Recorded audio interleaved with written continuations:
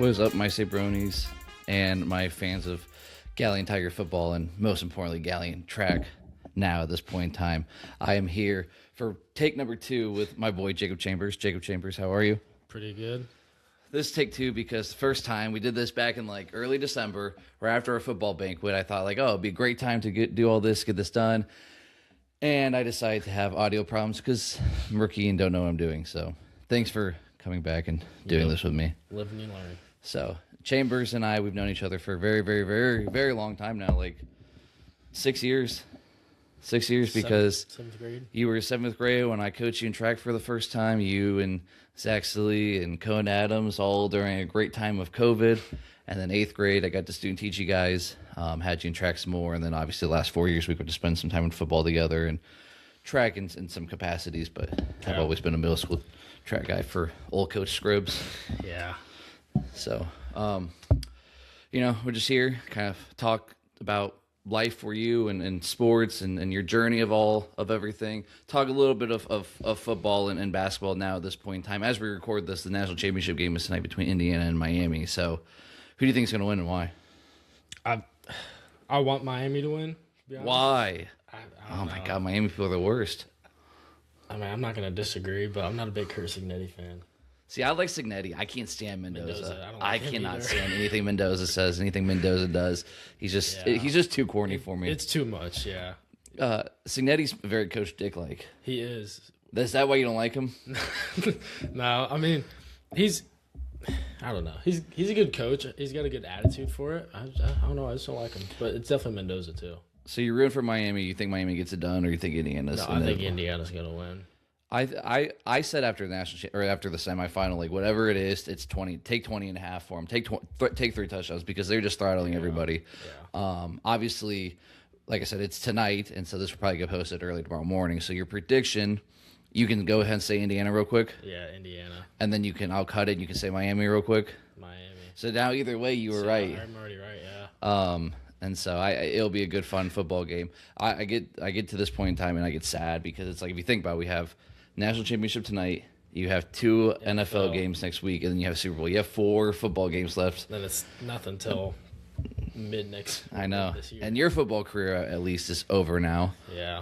And so, you get to enjoy it in different capacities, but playing it is over. So we'll get to that in just a second. But before we get into any more stuff, first question I ask all my guests, include being you as my only real guest, because Dylan never got us a question. Scott is just our co-host who, like I said, it only shows up whenever he wants to show up, not including today. What's your favorite football memory? This could be something you've been part of, or it's just something you watched, or more than one. I don't care. Favorite sports memory? I don't even mean football. I'd say honestly just our whole football season. Like for me, not even wanting to play it to how I look back at it, that was a great season, ton of fun. Yeah. Much longer than we have. Yeah. It's happened in Galion football in a long lot time. Of people expected. And so, I don't know. Let's just talk about that first. Let's talk about this football season, then we can kind of go back in time and then go into the future. So, this is your senior year. This is my 7th year coaching football. Yeah. So it's been around the program a little bit, and we come in with expectations that were pretty good, pretty high. Just talk about last season, how last season ended. And then conversations that you kind of had with Coach Dick and some of your teammates, just Aiden Schmidt, Zach Silly, all those guys. Yeah, I mean, last season ended, we had a pretty rough game against Otto Landorf. I mean, didn't think it'd be – I think going into the game, we didn't think we were going to win. Like, no one was really in the spirit to play anymore. You're saying player-wise, you guys didn't think – We should have won the game, but I don't think anyone wanted to at that point. Well, you had a rough season last year with injuries and stuff. Yeah, lots of back and forth. But, I mean, that was probably the biggest thing going into the senior year, not wanting to play, as I didn't want to lose out in the track experience and trying to get as far as I could with that. But junior year-wise, and your sophomore year, we had a pretty good year. We had a good team, a lot of seniors, very similar to what we had, and we definitely underachieved. Lost some games that we shouldn't have. We still had a good season. I mean, we made it to the second round of the playoffs. Right. First time in a long time. But just like injury-wise, like a guy like Abe Ivy gets hurt. Ho got hurt at some point. You had concussion versus Ontario. Yeah. Did you miss the next week, or I think you were back, right? No, I missed Highland. Okay. Next week. And so we have a rough stretch with some injuries, and then your junior year comes and we lose all those seniors, and it's a small senior class, then it's 4, so it's a very heavy junior class. Obviously, with what we have this year, and you got hurt, kind of on and off, right? Yeah, it was on and off. I don't think I really missed anything. It was just nagging crap for it. That's all it was. And so I know kind of the season gets close to the end, and you don't want to admit this as a player, but it's okay for you admit now that your heart just wasn't in it for whatever reason. That spark of football was kind of lost. Yeah. And then the Ottawa game comes around. It's like, yeah, we want to win, but if we don't win, it is what it is. It is what it is. Yeah. And so that's disappointing, for it is as a program, because we never want kids to get that way. But your big sport is track. You had a really good sophomore year with track. A lot of events in the state championship that again just didn't go your way. It wasn't quite there. It really didn't. So I mean, really for you, it's like your end of your sophomore year, or end of football your sophomore year with just the injuries and everything. Track being what it was, your junior year of football. What's that do for your psyche as you go into like track your junior year with expectations to like, hey, let's get things back to what they should be? It just makes you think about what like you could have the potential to, like, off that sophomore year. I think everyone kind of thought I'd do a lot better than I did. Then injuries just killed me. Yeah. But so you have these conversations with the Schmidt, with Salee, with Camden Coolman. Like, what are the expectations football wise? What's your kind of thought? Like, as your junior's over, yeah, I'm part of these conversations, but is football really reality as we focus on track? I think in the back of my head, I kept telling myself that I wasn't going to play, but like I knew I'd probably end up playing, especially just talking to everyone. Like, you think about it's your last time playing with them. That's the biggest thing. Yeah. And then track your junior year doesn't go as planned either. You got hurt during, was it indoor season you hurt yourself? The second indoor meet, and then the first outdoor meet, and then just like a couple other times after that, random times. The season just kind of lingered, and just one of those ones where didn't go your way. I thought then when the summer hit this last summer that we really felt confident as a staff, confident between talking to players, that we had high expectations for a reason. Yeah.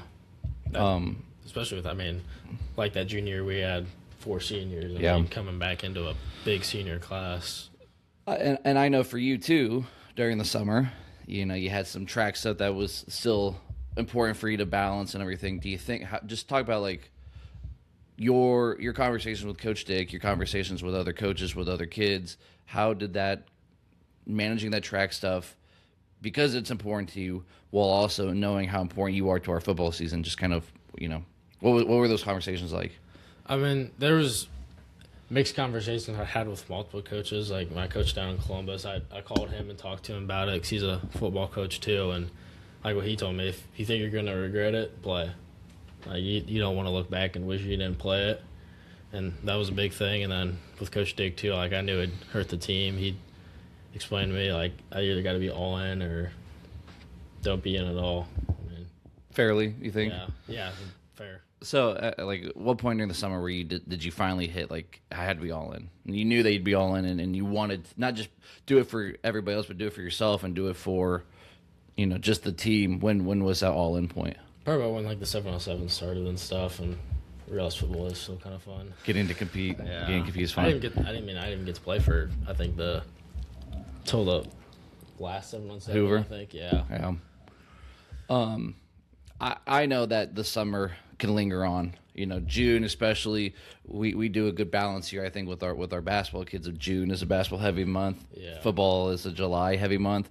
But that balance of it, and then you get to 7-on-7. And I know that, like, me and Coach Hart, we all are always like, hey, 7-on-7 is great and all, but it's not real football. It's not like and Coach Hart did receivers for so long. I obviously coach receivers now, and I'm still, like, as a receiver guy, I'm like, this is not real football. Like, it's not, but I don't know, something about it. It's just fun. You don't got to worry about getting beat up every single play. You can just go out there and the competition part. That's what we're all about is competition. Yeah. I think that in Galion we breed we bleed a very strong competition. Yeah. At all points.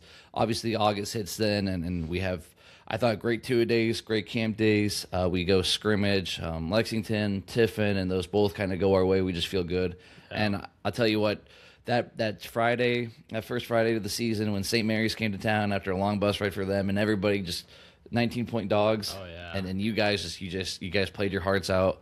We as a staff, as a team, we felt like you guys were prepared, and you guys went out there and showed it. Yeah, definitely. I mean, especially seeing that 19-point underdogs that no one thought we were going to win that. Like, Yeah. we knew we could. You know, it's so funny. It's like the underdog part for high school football. It's not like it's like any real spread. It's a guy that has all this data for everything, and it's like a legit number that he gets to, and it's not like there's any. It just. But it's become fuel because nobody would have ever talked about this 10 years ago. I would have never known that there was, these spreads that this guy had when I was a high school kid, and now we look at it every week. We look at it, religiously. It's part of our getting ready for it. It's crazy. But I think that was like, just getting to be part of that with you guys was a really fun week one, something that we just went out there and enjoyed every moment. Yeah. And I think that's one thing that you and I got to really do this summer and this year was we enjoyed every moment together. Liftings are supposed to be fun. Like it's 7-on-7. It's supposed to be fun. Practice is supposed to be fun. And there are hard moments. There's moments where I got to call you afterwards and say some words to you. But it was fun. And we get to Shelby week and high expectation. That was a big game. There was a lot of people. It was a big game. It was cool. It was beautiful Friday night. I mean, how we got so lucky with weather. The entire season was amazing weather. Up to the regional final game, that was the first time we seen anything other than sunshine. And so you played really well that game. And then that was the game we were up 21-20 at halftime. Halftime's weird because you guys don't go in and talk to each other at all. No. We go in as coaches. We talk for a few minutes, offense-wise. Coach Dick talks defense for a second. Coach Hay pulls you guys. Defense coaches pull you guys. You talk. Coach Dick, we go through. We do everything offense-wise, and then he says this thing, and then we go out and play again. You guys don't go in and say stuff to each other, which is kind of weird. Like I feel like somebody always should be like that voice. So, the only time I look back and think about someone talking in the locker room was my freshman year at Cary when Frank House came in there. Frank House is a different breed. That was I don't know what the score was. We were getting our butts whooped. At Cary, was that one at Cary? It was like everything that could go wrong went on. I think they picked off they had pick six, fumble for touchdown. Yeah, it was onside everything kick, could have went wrong, and it did. But he came in at halftime and he said some stuff, and it woke everyone up at that second half. I mean, we didn't win the game, but we came back and made it a game at least. Yeah, we didn't get embarrassed at least. Yeah. And so that's like that Shelby one. That's that's one where I wanted to walk in and I wanted to feel that from you guys, and it's a high school kid thing. I think you guys I can't whatever. tell you how many times I thought about saying something, but I'm like, it's just not me. I don't know. And then we come back out second play of the second half. Yeah. You have a big touchdown. Coach Klump told me we were going to run the play in the locker room. Mm-hmm. I was excited for it. I think the one thing that you did a really good job this year of is just took advantage of plays for you, and you called your own play quite a few times. Yeah. And that was one of them where it's like, hey, you want it. You're going you beat DeVito, a kid who's one of the best football players to ever play in this area one-on-one. As you run through that play with me, what are you thinking as he's lined up on you? I knew I was faster than him. He's a great athlete and stuff, but I know he wasn't gonna guard me. 75 yards to the crib. Yeah, that was a fun play. And then we just kind of hit a wall. We lose that game. But you guys, we as coaches were like, hey, we can see these guys again. We know we can see these guys can hit. That was his message. You guys just talking to each other that week at school through text messages, whatever. What was that conversation like between all you guys? We knew we could have won the game. Everyone looked down at us after that game, but we still knew that there was another chance to see him again, and that's what everyone looked forward to all season. I mean, Ontario the next week wasn't the best game, but why do you think we were so flat? I don't know. Honestly, I really don't know. You think it's just I think execution wise, there was well. Yeah, there was nothing that you guys did that was just like. Yeah, I got the ball maybe one time that game. You calling out coaches now? I don't know. No, he's not. He's not. Just can't coach club. No, I really don't know why it went that way with us, but. I think it was one thing that Coach Dick always said is be humbled or get humbled. And there was one of those ones where it's every single week we had to grind them out. We had these games that we had to go on and not play down to competition in a lot of ways. Yeah, and we needed a game like that. Especially like Marion Harding too. We needed that. Mm-hmm. That was a big wake up call. Marion Harding, I think you had two plays that obviously really made a difference. The slant right before halftime, that was another one where it's like you call your own play, you say you want it. Probably an awful play call, honestly. The way the defense was, I knew it would work. He was playing outside shade a little bit, so But they had a linebacker right in that spot too. Like he was up. He didn't drop back. I talked to Trammell not too long ago, and we were talking about that play. But yeah, you got off. I'm telling you, like there's a freeze frame I have. I think it looked like you were like 34 feet off the ground. I felt. And like you were flying. Your hands were up here. That was the first time I actually like caught the ball with my hands instead of just like. I know all season one for one all season on actually catching with your hands. Yeah. And then you had they were driving down to take the lead, and you forced a fumble, and then not only forced a fumble but grabbed it right before it went out of bounds. That was one of those ones where it felt like we got lucky. Yeah. I hit that ball out, and I really didn't even realize I hit it out at first. I just see the ball fly out and go to the sideline. So, I go for it, but I think it's just going to go out, and it stops right on that line. So many times it feels like we're always on the unlucky side, and that was one of those ones where luck was on our side. And I thought that even after I got the ball, like I figured the ref would think I took it out of bounds with me or something, but yeah, we definitely had luck on our side with that play. Yep.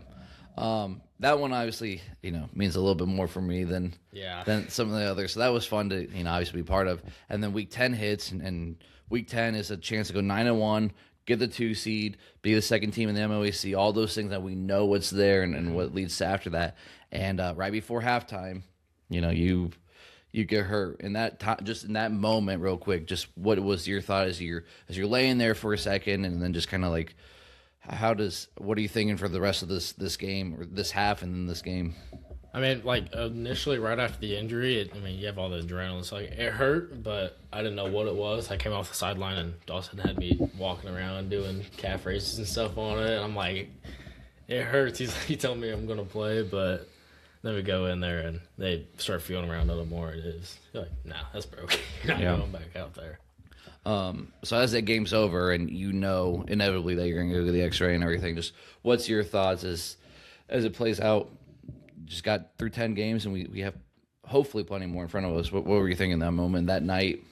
I think my thoughts were going back to the beginning of the season thinking I wasn't going to play, and I was still telling myself that I'd still replay the exact same season knowing that would happen again.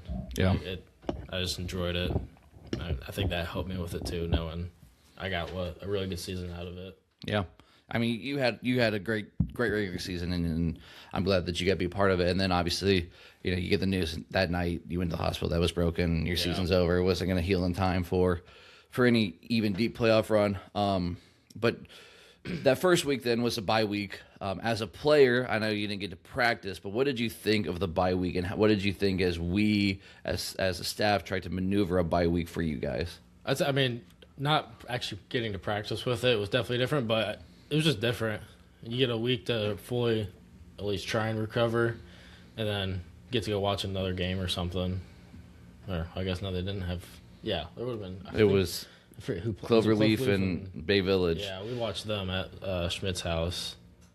That's cool. I'm glad that you guys did something together, as a group of kids, because we went as a staff up to there, and you guys all went and watched it. It was a good time, and I'm glad you guys got to watch it. That kind of stuff's fun. Even with the Winford game, our junior years and stuff, that was on a Thursday, so Friday night I think we went both times. We went and watched Ontario and Lexington play. Yeah, no, yeah, I was not a big fan of the Thursday night season opener games. I didn't like it at first, but then realizing you get to go watch another game Friday, I like that. We would both times we went to the Cary Hopewell game in Hopewell and Cary, but you guys got to go to your Lex Ontario game, and so from that perspective, it is cool, but it just we're creatures of routine, especially football wise, especially football coaches, especially guys like Coach Dick who are all routine, and you have to break that routine. Friday, So obviously we get Cloverleaf, and that's a little bit closer in the first half than maybe it should have been. But for us, it was exploring an offense that did include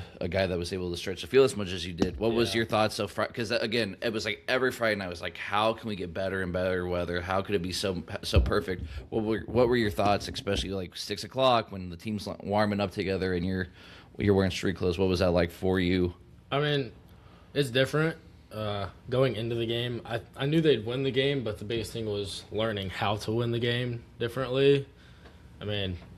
Kurt and Kane are both great athletes, so I mean they're gonna figure out how to do it. But yeah, I mean that's just the biggest thing, knowing that they had to learn how to do it, which they did fine with.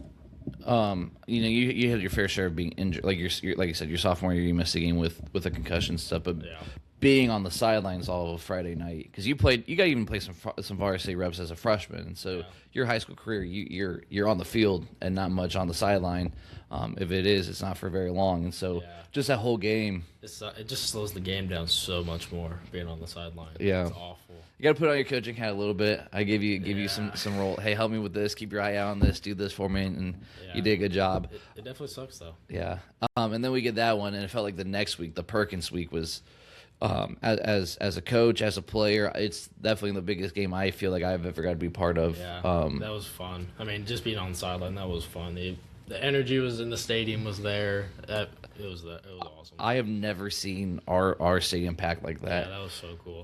And a team that, it was a much different team, obviously, the year before, but they are coming off. They made a state championship game. They lost in the state championship. They were a really good team, and they were a good team for a reason, and came in as the favorites over us. Yeah. And again, I'm just a position coach who gets to be on the sideline during it, and the motions that we felt, the up and down, the roller coaster, the highs, the lows. I can't imagine what you guys as players and even you not being part of it, but just the emotional, because you were emotional that game. I remember pregame, and I like to go through and give everybody a hug and everything. I got done, and you're still there, and it's like I'm not forgetting about you. I went right to you next, and you showed him some emotion that night. That pregame sucked. I think that was the game that it really set in. Like, I'm done. I can't be a part of that. I can, but in a different way now. Yeah. But I think, again, you handled it well, and you were a good teammate all the whole time. I think somebody like Trevor Shifley, who had to do it weeks 1 through 6, 1 through 7, you kind of saw what that's like. And he did really good with that. I mean, he you can see him putting the effort in to try and get back, but he was still there with it. So. Yeah. We win that game, and my wife was in Pittsburgh for a Maroon 5 concert, and my father-in-law usually likes to go all the games. He was at home watching my kid. And so I had nobody there really that night. And so I feel like I'm bouncing around, just like everybody's like, hey guys, congratulations, congrats. And I saw you, and you were with your family, but we got to enjoy a moment together, a moment again of like, you're part of this, and we don't get here without you. And I told you that before game, like, you are every bit a part of why we are here and how we got here. And I hope you truly do mean that. Yeah. And obviously that wasn't the last game. We got to play Shelby the next week. We got what we wanted. It was funny because Kurt came, one of them, in their interview afterwards. They're like, this is what we asked for. And sometimes, like, you better be careful what you wish for. Careful what you ask for, yeah. And it didn't go our way. Shelby is a great football team. They had an awesome season. That's good for them. Yeah. And so it ends, and we have our banquet. And I think a banquet it put a lot of perspective of really how special the season was. Yeah. It's like he read off a lot of stuff that the team accomplished. And so that was pretty cool to hear. Accolades for you, a lot of you guys. Like first team All Ohio, second team. Well, you got what, second team All Ohio? Third team. I think it was third. Yeah. First team all conference, but there was plenty of things, and we're not big, like, you and I both are not big, like, stat accolade. I couldn't tell you how many receiving yards he had or catches or touchdowns. Same with, like, a guy like Gabe Ivey. I know it was a lot, and I know you guys made a big impact on our team and our program. But when he reads through and it's like this many team yards and this many team touchdowns for the season, regional final appearance for the second time ever winning a regional semifinal game, like. Yeah, I know it's no consolation prize, but finishing second in conference to only that team, and we're so close. Like, we're so close to winning. Like, it was a really, really good season, a really fun season, something that we'll always really, really, really remember. Yeah, definitely. So now that it's over, you weren't fully cleared yet. Still, how's the recovery been? How's indoor track going? And as we lead into outdoor track, what's the goal this year? I mean, it's going pretty good. Kind of slow at first. I just started practicing again probably a month ago or so. But since then, haven't had really any pain or nothing. Just practicing down in Columbus and then Mount Vernon a little bit. What do you run indoor this year? Are we just sticking with 100, 200? For my club team, I'll be doing the 60 and 200, and then we have a national 4x2 team that just qualified for Nike Nationals, so I'll be part of that once I get back and stuff. Where do you get to go for that? New York. Bring me with you. Yeah. It's a cool place. I went there my sophomore year and ran there with Zach. It's an awesome atmosphere. Really like deep history state or indoor track. Yeah. It's cool. So then outdoors going to be here sooner than you know. As long as you stay healthy and everything. What's realistically, what's the goal this year? The goal, I mean, go out and win 100, maybe a 200. I've told coaches I won't do long jump, but then going to that meet on the other day, watching them jump sucked. I miss it. God, you know how many times I've heard you say, like, I'm not going to do this, and then I'm going to do this because they're going to ask me to do this. You know what that means? Yeah. It means you're a team guy. You're a complainer, but you're going to do it. And you can... So, yeah, I'll complain about it, but it'll get done. So goal is to win the 100, win the 200, compete in long jump. Long jump was the one that you were the closest to your sophomore year, right? Yeah. Oh, well, yes and no. Should have won it, but I guess your foot's just a half inch too big. No, it didn't even go over the line. That's why it was controversial. Like, looking back at the video, I was a good that far in front of it. I guess shouldn't have been a foul. But need the instant replay. You don't want the NFL instant replay system because they wouldn't call the instant replay. They should have that in high school by now. At this point in time, in a state championship You meet, would think a big meet like that, they could have some way of checking. So you were pseudo should have been state champion. Well, I hope this year goes well for you. I'm one of your biggest fans, and we'll be at our meet. We'll be at our fair share of meets for you, and hoping you do well. And then before you know it, you got a few more months, and you're graduating from high school, and high school track's gonna be over, and high school football's over, and all those things. What's the next plan? What's the plan for you after high school? Grow the business, I guess. I mean, I've got thoughts on. My dad's a firefighter, and I've always looked up to that. So maybe going down to Columbus, joining the fire academy there, and working down there. But it's all kind of up in the loop right now. What I want to do. College track non-option. I mean, Not really. School's not the big thing for me. If I got a good scholarship somewhere, but track that's hard, there's not a lot of money in that. But if I did, I would definitely consider it. That's a free education if I can get it. But Yeah, be a business guy and learn how to do some stuff with it. So you've been doing your business for a while. I mean, it's a big part of who you are is your business. For as long as I've known you, you've been mowing lawns. So I've been doing it since 7th grade, so as long as we've known each other. Yeah, been mowing lawns and going to different avenues. My favorite avenue that I'm excited for you to get into is the weed business, not the smoking weeds business. All right, the weeds in my yard business. I'm ready for you to come take care of my weeds. I just had someone text me this morning about it. They just got their bill from another place over in Ontario, and they said it's way too much. I need to get on that. So just from a 7th grader, starting that as a 7th grader to now, what has been some big takeaways just growing that for you? It's a lot of work. You don't get to enjoy as much time as you would like in the summer, especially as a kid. You see all your friends going out and doing stuff. There's a lot of times I just gotta say, no, I can't do that. I'm working, so. You were mowing yards before football games at some point in time. Yeah. You told me once that you showed up late to a football game. Go ahead, tell it. This is an amazing story. The one game I showed up late and everyone thought I was mowing and stuff? Oh, you were mowing, we thought you were mowing. Yeah, I show up I think it was already game face. It's 5:30. We're about to go out in 20 minutes, and I wake up from a nap at home, and I show up. No coaches, nothing say anything to me, so I just thought I snuck right in. So, and then after you guys all told me you thought I was out mowing, so you didn't say anything. What year was this? I think it would have been sophomore. Maybe freshman year. It was one of the two, but yeah, I just thought I got away with it. But you guys thought I was mowing. Thought you were mowing and sleeping away. That's ridiculous. That was funny. We're too soft of a program. Obviously, this is the business for me that I'm trying to grow. To grow into something just to, we make any type of money off of it just for fun and everything. That's awesome. That's the goal. So what's, one young businessman to an old businessman over here, old in age because I'm getting old. What's your best advice? Stick through it. I mean, there's times it kind of sucks. there's been multiple times I've thought about just stop doing it, but I'm happy I've stuck through it, stuck through the hard times of it. Yeah. And it's worked out pretty good for me so far. The biggest question I have is, what do I have to do to get the free weed care? How many referrals do you need from me? I don't know. Set the goal right here. Tell the people right now. I got to figure out how to start doing it first. Just in general, how many lawns you got to mow for me in order for me to get the free weed care?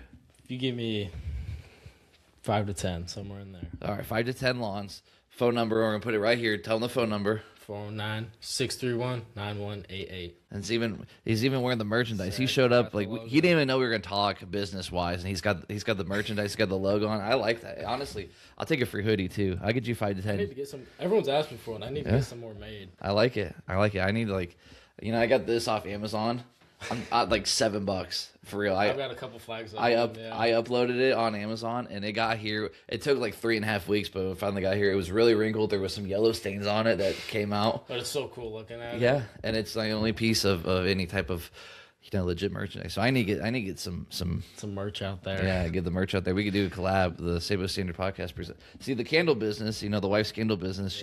She likes to take her time with it, and so I haven't been promoting it. So I need another sponsor. I got to make the big decision this year. Try and decide if I'm going to change the name or not. Make it more of a professional name. What are you thinking? The only other one I've thought about is All Ohio Cuts. Ooh. I kind of like it. I made some logos on ChatGPT. See, I like the Jake's Lawn Care. I like it because it's stuck for so many years, but I think down the road I'll want something that sounds more professional to a company or something. What about just like the last name then, like Chambers Lawn Care? I feel like it just doesn't flow as good. You don't think having the name in it, the last name, that I think my last name doesn't flow with lawn care. I don't know. Sabo Standard, it's SS. It all works together, but. So you like the name, is what you're saying? Yeah. Well, there's some controversy on the name on our last episode. Really? Because Scott, our co-host, that only shows up when he wants to show up. He's also a teacher at Tri Rivers, and he's like, kids are asking me why it's the Sabo Standard and not the Sabo and Cam Dog Standard, and I'm like, you started it. Yeah. I said it's LLC. It's not. I would never pay any stupid amount of money for anything stupid like that, but someday we have to, I guess. So I like the name. It screams you, but it's been out for a while. I think that's the biggest thing. Like I wouldn't change it. I would feel like that'd be it by now. Yeah. So you cut lawns with it. What else have you been doing? You shovel. You plow driveways. Yeah, just shoveling right now. I need to hopefully get a plow. You shoveling. Yeah, still shoveling. There's a kid down the street from here that he needs a job. You should shopper and pay him a little bit. Okay, I gotta keep some of the money. It's hard to just. Yeah, he gets a cut of it. It's better than him sitting in his house with. It is, yeah. Cohen Adams, we're talking to you. Call him out by name. It's okay. So Cohen, do something. Get a job. You ever regret not playing basketball? You regret quitting after your 8th grade year? I do. Obviously, indoor track was such a success for you and helped with a lot of things. But I still have spurts of it, like wishing I'd play. But I've always said that if indoor track wasn't at the time it was, I'd play. Mm-hmm. But yeah, I don't know. We got to hang out some more. I mean, I coached basketball up through your guys's. I guess I did your freshman year. I've been out of the game now for 3 years, I think. I haven't played all of high school, so eighth grade is the last year of basketball I played. Because I had Cohen. I got to be around Cohen, and I think he's really the only senior basketball player left. I mean, I know he's not playing basketball, but of our kids, the only ones that played basketball. Yeah. Huh. Trey don't play. Schmidt don't play. Schmidt did play. Trey did play. Yeah. You guys had a really good special class, and your class was special to me, like I said, because I got to be around you guys when you were 8th graders, student teaching. Finding my footing in the door as this journey that I've been on as a teacher, and over the last 4 years, it's been your guys' 4 years of high school. Yeah. And so we've had ups and downs together. We've had a lot of different highs and lows and good moments and bad moments. Good moment wise, what's your favorite moment you and me have got to have together, whether it's been at practice or in a game? What sticks out to you the most? This is your time to praise me as a coach. I'd say when you gave me that one call, I forget what it was after practice. I wasn't doing something. You called me during the summer. Yeah, it was this season when I ripped into you. Yeah, that was your favorite moment between us. Yeah, because it showed you actually cared. And I appreciated that call after. Oh, you put me on a 10. You and Trevor were just messing around the entire lifting session or outdoor session. See, that's one of the fun memories that I look back on, like lifting. You know, you got to actually put some work in the weight room, but those were some of the funnest times playing that white girl music in there. Oh, my God. White girl music. The biggest problem is that, like, I am not a white girl music. I'm not a country music. I'm not even a big hip hop fan more. I listen to Drake and Kanye and, like, old Lil Wayne, and that's it. And I listen to podcasts and I listen to audiobooks. See, I'm not going to say any of that's bad, but white girl music, it's up there. And so when I walk into a lifting one day and we are listening to white girl music, Katy Perry, Lady Gaga, all that stuff, and you guys are doing more dancing and lifting than you have all season long, I knew at that moment, one, this is going to be a norm, and two, this is the worst experience of my life. And it became a norm every single week. Especially once I got hurt and I just had to stand there and watch. Oh, my God. With your crutches, just dancing around with everything. Oh, my God. The biggest group of clowns I've ever met in my entire life. And Cameron Coleman's the ringleader of it. Yeah. And Trevor Shifley and you and Schmidt and all you guys are just a bunch of clowns. Oh, so much. Oh, my gosh. All right. What's the meanest thing I've done or said to you? Keep it PG, but what's the worst thing I've said to you as a coach? I can't say that. Keep it the PG version of it. The meanest? I don't know. I've never said anything mean as a coach. That's Never good. Anything. That's good. He's the nicest one. Who's your favorite coach you ever had? You can just say me. Ever had? Mm-hmm. Are we talking just football? Any sport. I feel like it depends on the category. Like, as a coach, you see, like, that puts in a lot of work. Coach Hay put in a ton of time, and I think that was appreciated a lot through, like, the team and stuff. I mean, he brought us into his home and stuff. Yeah. So, I mean, I say he's definitely up there. And then you, I mean, we just knew each other personally, so the personal relationship part of me? Okay. Yeah, I'd say you two are probably my favorite coaches. What coach has done the most for you just, like, developing something? Probably, your track coach has probably helped you. Say he's helped me with a ton of it. I mean, I only started going down there last year. I think this winter is my first full year down there, but he's helped me a lot with technique and stuff. So that's helped a long way. Do you think in high school football and even high school track, like, how far off are we from really good technique specific things versus when you go to that guy? Are you saying, like, with the Feed the Cats program? Just anything in general, like, because, like, you know, there's so many things as a young receivers coach that I've learned last year. Because I did running backs and I did H backs for so long that coming to run to receivers has been like it's such a broad category, and so there's certain things that we can focus on, especially X and O wise, that we got to take time to coach. That we don't get to like everything, like maybe with your hands or your body or your feet. Whereas when you go to that guy, you're specifically doing it's every this. little like that's the base thing with it. Like you can be fast and stuff, and everyone can catch a football, but the little tiny techniques that you have to make perfect over time, that's what really just sets you apart from everyone else. Yeah. I mean, everything from, track wise, like just having strong feet, like just a strong foot can make you a whole lot faster than anything, or football, just being able to break down just a little bit faster and learn to cut. Like that's the big game changer that can set you apart. I feel like for us, like the hardest thing high school football wise, and this is not a knock on anything that any way that we do our calendar, it's just like June and July and August. What? It drags, especially with the nighttime. Yes, the June, July, and the August does drag sometimes. I agree, but I'm saying like that's our only time to really critique the small details, because by the time the season comes, we have to work so much on our game plan for things, like that, and so there are times where like bubbles wise, like bubbles is one thing that we, as me and Coach Dick and Coach Klum, we've really tried to work on the last few years of how are we going to run our bubbles and why. It's changed. Like for my freshman year, I remember, or maybe it was 8th grade. Like a bubble used to be you just turned around and backpedal. Yeah. Now and I don't like that. I like the opening up and catching on the run, because I feel like guys like better. You, Kurt, Kane, like catching on the run and just going with it. Yeah, it's a lot better.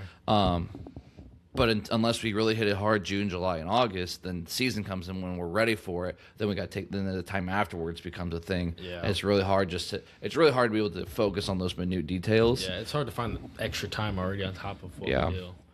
Don't say extra time, because Coach Dick will be like, "Oh, we'll find time. You need time. You say afterward." Gosh. Gosh, Coach Dick, you love him, you hate him. Yeah. Sometimes you listen to the name. I'm grateful for him. I've enjoyed working for him. I know you guys have had your tough love conversations sometimes. He's been a good coach overall, though. I mean, he's been there. So. Yeah. I genuinely, just like all of us, he cares for you. He has those conversations because he cares. And I enjoy being part of a program that shows and that resonates with. So Yeah, definitely. I mean, he showed up at my house when I wasn't going to play football and told me, talk to me. yeah. I mean, he doesn't live far from you. It's not like he'll act like he walked like 45 minutes to get there. He walked 4.5 minutes to get there. Not even. It was probably like a minute. Yeah. So, but he has his moments. He has his moments. So high school wise, we've talked about all that. Talked about the next route, the business route. Go ahead. Phone number one more time. 419-631-9188. And I get 5 to 10 references, and I get my weeds taken care of for free next summer. Once I learn how to do it, I got to get licensed and all that fancy jazz. You do all that, and I get my weeds taken care of because that is the worst thing lawn wise. I like mowing my yard. I don't love mowing as much as you probably love mowing, but I like taking care of my own yard. Like there's as an adult male, it's one of those things that you just learn. Something that's up there. You gotta have a good lawn. Yeah, it's like mowing and grilling are two things. Like as a kid, like I'd go to Lowe's with my mom or my dad, be like, oh my god. When do we leave? Why? And now I'm like, somebody. I just go there sometimes. And just look around. See, it didn't take me. It took me some more time than 18, 19. I got to about my early 20s, mid 20s, and I'm like, Lowe's, like, yeah. I can buy a grill today. Buy a new lawnmower. It's just an adult thing. It's an old man thing. As I get older and wiser, I realize more and more now. I just hate all the weeds. I hate the weeds in my side bed, my front bed. So you can happily take care of those. I gotta deal with that. I was hired Cohen. Yeah, give him a job. Yeah, finally, get him out of his house, Cohen. Goodness. All right, let's talk some world of football and some world of basketball. Obviously, like we said earlier, Miami, Notre Dame tonight. Who's winning the Super Bowl? All we have left is Denver and New England, and then Seattle and Los Angeles. Who's winning those two games? Who's winning the Super Bowl? Well, I was really hoping the Bills would beat the Broncos. I was listen. Did you see that pass interference that they should have called at the end of the game? Okay. Before you get to that, the first off is Brandon Cooks caught the ball. He caught it. He had it tight to him, and then his knee was down, and it got ripped out of him. That was for them to call it interception was awful. Yeah. His knee was clearly down, and he had possession of it. It's dead right there by the contact. And then yes, he rolled and ripped out of him, but the play's dead. And when his knee hits the ground, I don't think it was coming loose. Like everybody's like, he had it right here, and then as he rolls, and so that screwed the Bills over. And then you had a play which probably had pass interference that they didn't call, and then 2 plays later, it was the exact same scenario, and they called it on that one, and then they called it on Tre'Davious White or whatever his name is on the very last. At that point in time, it's all that frustration. I don't know that the one in the end zone. I mean, that's a spot foul, so that'll put him.